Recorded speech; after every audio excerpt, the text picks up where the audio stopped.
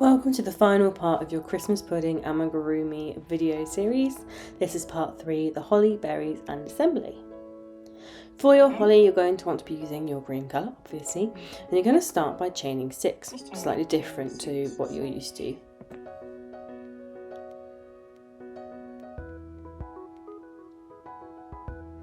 To identify your 6 chains, you won't count the chain that's on your hook, and you'll simply count the V's that follow it. One at a time. You'll see bumps on both sides. You can count the bumps on one side or either side, or the V shapes that you see, whichever floats your boat particularly. Once you have your 6 chains, you're going to work a slip stitch into the second chain from your hook. So not counting on the loop on your hook, 2 chains along, you're going to insert your hook, yarn over and pull through all loops on your hook. You're now going to form what's called a picot stitch, or a variant of a picot stitch. So you're going to chain 2 and slip stitch into the second chain from your hook. That creates a little bump, which becomes one of the spikes of your holly. You're then going to do a slip stitch into the next 3 stitches of your chain.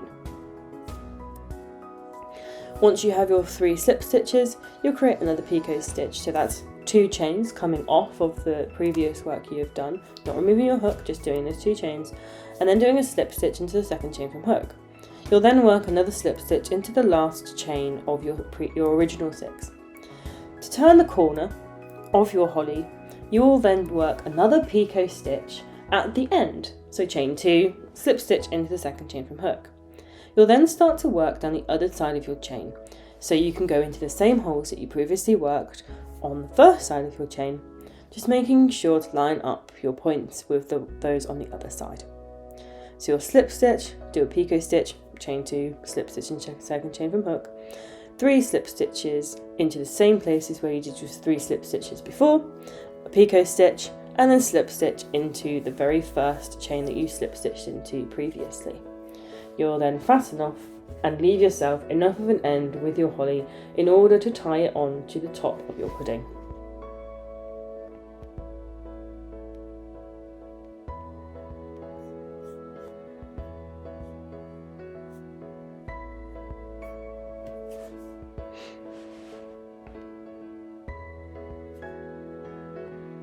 For your berries, what we're going to do is something called a French knot. So take a length of your red yarn and then fasten it on. I like to tie it to that centerpiece from my icing, or you can just tie a knot in the end, but I find it a little bit more secure if I tie it to that end from my icing. Once it's all secure, you're going to wind that yarn around your needle from roughly the center of your needle round towards the bottom point of the needle. It's a little bit confusing the first few times you do it. When you finish winding it, you want to make sure that your yarn is coming up underneath that, so almost holding it as if you're holding your crochet. Then inserting your needle back through the same position, or roughly the same position that you previously did it. You don't want to pull too tightly, otherwise you won't be able to pull your needle through. Once you pull it through, you will see you have this little knot that's formed. So you're coming up through the next stitch round, or somewhere near it. You're going to wrap it around your needle, starting from the middle and working down towards the end. Not towards the eye, not up the needle, down the needle. Then insert your needle again back into that same hole and pull through. You'll do this one more time so that you have 3 berries. I like to position it so that I have kind of 2 roughly by the centre and then 1 down a little bit from there. You can usually find there's like a triangle of kind of formation within your stitches. It's really helpful to be able to place these berries in those positions. Because of the size of your thread, you will be able to do them and they'll bunch together nicely and look really cool. You can of course also use some beads, or you can get fake berries as well that you can add on, and they always look great too. To attach your holly, simply take the ends of the green that you have and place it on your icing. You'll then take the ends through, much like you did with your French knots, and then tie them on underneath. Because you're going to be sewing your icing onto the pudding base, onto the pudding body, you don't need to worry too much about it being neat on the underside because it's going to be inside the pudding anyway. Just make sure you're double knotting so it's nice and secure. You'll then repeat this process with your second leaf, making sure to position it where you're happy with it.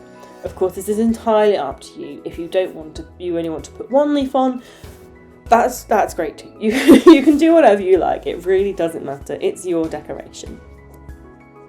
Once you're finished and you've got both your leaves, or only one of your leaves, on the top of your pudding, you're going to stuff your main pudding body. I like to sometimes use some yarn scraps, so anything that I've cut off of the ends, that's always good to fill it with as a little bit of recycling, or of course you can use fibre-filled toy stuffing too. Anything that takes your fancy. Of course, if you've made pom-poms in the past that have exploded, I've used those before now to put those in.